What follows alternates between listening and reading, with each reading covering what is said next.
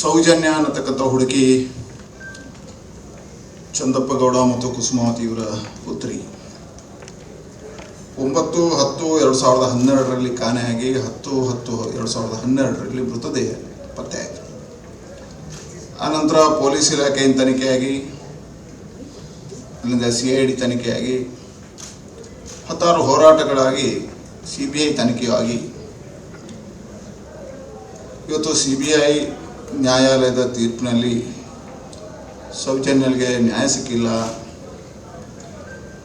ಅಲ್ಲಿ ಯಾರ ಬಂಧನ ಆಗಿತ್ತ ಅವ ಆರೋಪಿ ಅಲ್ಲ ಅನ್ನತಕ್ಕಂಥದ್ದು ಆಗಿರೋದರ ಹಿನ್ನೆಲೆಯಲ್ಲಿ ಭಾರತೀಯ ಜನತಾ ಪಾರ್ಟಿ ಸ್ಪಷ್ಟವಾಗಿ ಸೌಜನ್ಯಗೆ ಕುಟುಂಬಕ್ಕೆ ನ್ಯಾಯ ಸಿಗಬೇಕು ಅನ್ನುವಂಥ ಆಗ್ರಹವನ್ನು ಮಾಡಿದೆ.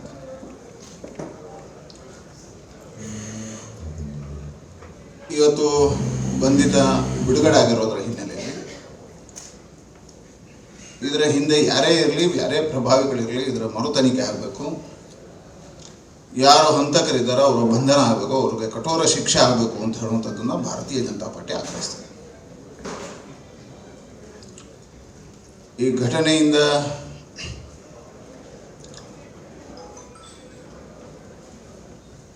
ನಡೆದಿರ್ತಕ್ಕಂಥ ಹೋರಾಟಗಳು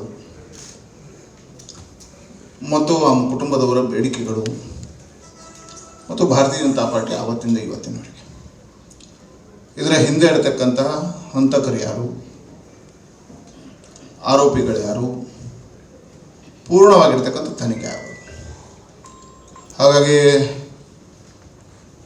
ಅವರ ಕುಟುಂಬಕ್ಕೆ ನ್ಯಾಯ ಸಿಗಬೇಕು ಮತ್ತು ಪೂರ್ಣ ಸಂಶಯಗಳು ನಿವಾರಣೆ ಆಗಬೇಕು ಅನ್ನೋ ಹಿನ್ನೆಲೆಯಲ್ಲಿ ಭಾರತೀಯ ಜನತಾ ಪಾರ್ಟಿ ಮುಖ್ಯಮಂತ್ರಿಗಳಿಗೆ ಆಗ್ರಹವನ್ನು ಮಾಡುತ್ತೆ. ಇದು ಮರು ತನಿಖೆ ಆಗಬೇಕು, ಅದು ಮರು ತನಿಖೆ ಕೊಡಬೇಕು ಅನ್ನುವಂಥ ಆಗ್ರಹವನ್ನು ಮಾಡುತ್ತೆ. ಸ್ಪಷ್ಟವಾಗಿ ಭಾರತೀಯ ಜನತಾ ಪಾರ್ಟಿ ಒಂದೇ ನಿಲುವನ್ನು ಹೊಂದಿದೆ, ಸೌಜನ್ಯದ ಕುಟುಂಬಕ್ಕೆ ನ್ಯಾಯ ಸಿಗಬೇಕು. ಮತ್ತು ಇದಕ್ಕೋಸ್ಕರ ಭಾರತೀಯ ಜನತಾ ಪಾರ್ಟಿ 27ನೇ ತಾರೀಕು ಆದಿತ್ಯವಾರ ದಿವಸ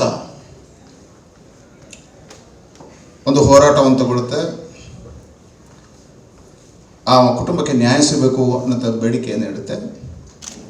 ಮತ್ತು ಆ ಹೋರಾಟದ ನಂತರ ನಮ್ಮೆಲ್ಲ ಶಾಸಕರು, ಸಂಸದರು, ವಿಧಾನ ಪರಿಷತ್ ಸದಸ್ಯರನ್ನು ಒಳಗೊಂಡು ನಾವು ಮುಖ್ಯಮಂತ್ರಿಗಳು ಮತ್ತು ರಾಜ್ಯಪಾಲರಿಗೆ ಮನವಿಯನ್ನು ಕೊಡ್ತೀವಿ, ಇದರ ಮರು ತನಿಖೆ ಆಗಬೇಕು ಅಂತ. ಹಾಗಾಗಿ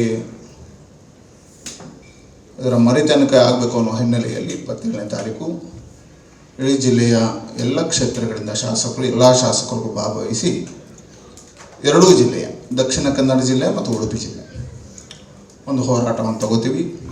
ಒಂದು ಬೆಳ್ತಂಗಡಿ ತಾಲೂಕು ಆಫೀಸ್ನ ಮುಂಭಾಗದಲ್ಲಿ ಮಾಡ್ತೀವಿ ಮತ್ತು ಎರಡೂ ಜಿಲ್ಲೆಯ ಶಾಸಕರನ್ನು ಒಳಗೊಂಡ ನಿಯೋಗವನ್ನು ಮುಖ್ಯಮಂತ್ರಿಗಳ ಹತ್ರ ಹೋಗ್ತೀವಿ.